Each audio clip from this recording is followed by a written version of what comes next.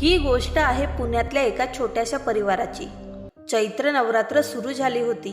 घरात सगळीकडे उत्साह होता। दिवे, पूजा, आनंद पसरलेला होता।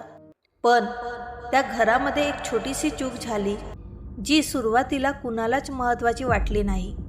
पहिल्या दिवशी रात्री उशिरा साफसफाई करताना आईने झाडू लावलेला होता।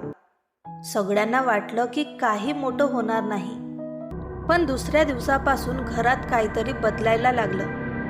कोणी भांडत नव्हतं, पण सगळ्यांच्या चेहऱ्यावर एक विचित्र शांतता पसरलेली होती, जणू काहीतरी बरोबर होत नाही आहे। तिसऱ्या दिवशी त्याच घरातील मुलाने केस कापले आणि त्या रात्री त्याला झोपच लागली नाही। तो म्हणत होता, मन खूप बेचैन होतंय, कारणच समजत नाही। पाचव्या दिवशी सगळ्यांना सर्वात मोठी भीती वाटली, कारण घरातील दिवा रोज लावला जायचा तो अचानक विझायला लागला। एकदा नाही, दोनदा नाही, तर तीनदा। आता मात्र सगळे घाबरून गेले। त्यांनी लगेचच एका वडीलधाऱ्या व्यक्तीला फोन केला। वडीलधाऱ्या व्यक्तींनी शांतपणे त्यांना एकच प्रश्न विचारला की नवरात्रामध्ये तुम्ही काही नियम मोडले का? सगळ्यांनी विचार केला आणि मग हळूहळू लक्षात आलं।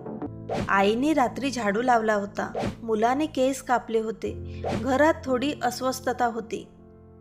तेव्हा त्या व्यक्तीने हसत एकच गोष्ट सांगितली, घाबरू नका, काही अनर्थ झालेला नाही, पण हे सगळं एक संकेत आहे। कुटुंबातील लोक शांत झाले। मग वडीलधाऱ्या व्यक्तीने समजावून सांगितले, नवरात्रामध्ये रात्री झाडू टाळतात, कारण अंधारात महत्त्वाच्या गोष्टी हरवू शकतात। केस नख टाळतात, कारण शरीर आणि मन दोन्ही शुद्ध ठेवायचे असते। आपलं घर स्वच्छ ठेवतात, कारण त्याने मन शांत राहतं। दिवा लावतात, कारण तो पॉझिटिव्ह एनर्जीचा सिम्बॉल आहे। आणि तेव्हा त्या कुटुंबाला समजलं की जे ते घडत होतं ते काही भयानक नव्हतं, तर ते रिमाइंडर होता की आपण थोडं डिसिप्लिन आणि पॉझिटिव्हिटी विसरलो आहोत। पुढच्या दिवसापासून त्यांनी सगळे नियम नीट पाळायला सुरुवात केली। म्हणजेच घर स्वच्छ ठेवलं, दिवा व्यवस्थित लावला, सगळ्यांनी शांतपणे पूजा केली आणि हळूहळू सर्व पुन्हा नॉर्मल झालं।